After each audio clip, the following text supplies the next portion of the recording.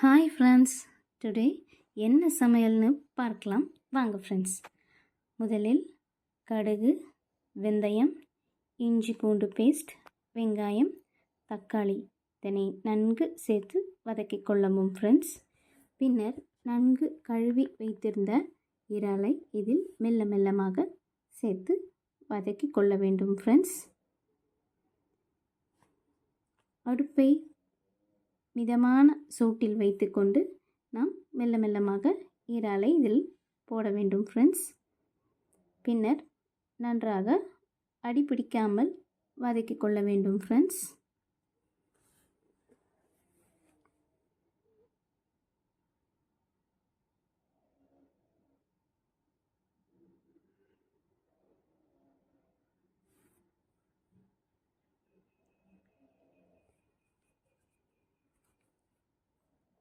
பிறகு ஒரு ஸ்பூன் மஞ்சள் தூள்,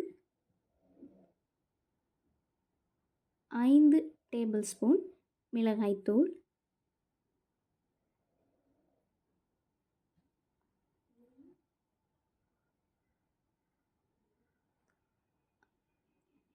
அவரவர் தேவைக்கேற்ப உப்பு இதனை சேர்த்து நன்றாக வதக்கிக் கொள்ளணும் ஃப்ரெண்ட்ஸ்.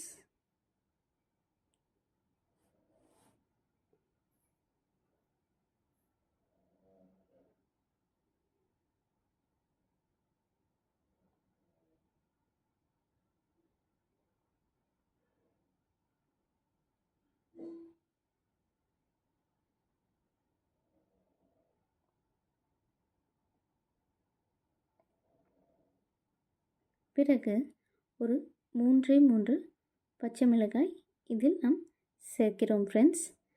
பச்சை மிளகாய் சேர்ப்பதனால் நமது இறால் குழம்பு நன்கு ருசியாகவும் மணமாகவும் இருக்கும் ஃப்ரெண்ட்ஸ். முன்னரே நாம் ஒரு எலுமிச்சம்பழம் அளவுக்கு புளியை தண்ணீரில் ஊற வைத்திருக்கிறோம் ஃப்ரெண்ட்ஸ். அதனை இதில் சேர்க்க வேண்டும் ஃப்ரெண்ட்ஸ்.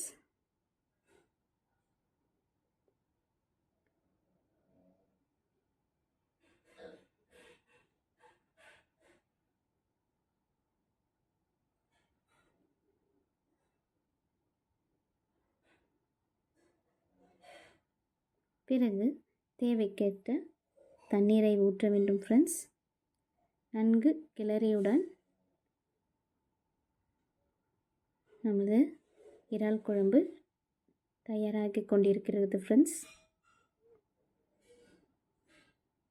சிறிது நேரம் கொதித்த பின்னர் நாம் தேங்காய் அவரவர் தேவைக்கேற்ற தேங்காய் அரைத்து இதில் சேர்த்தால் நமது இறால் குழம்பு ரெடி. மீன் வறுவலும் ரெடி ஆகி கொண்டிருக்கு ஃப்ரெண்ட்ஸ். காலை உணவுக்காக தோசை, வெங்காய சட்னி, பிறகு சாதம்,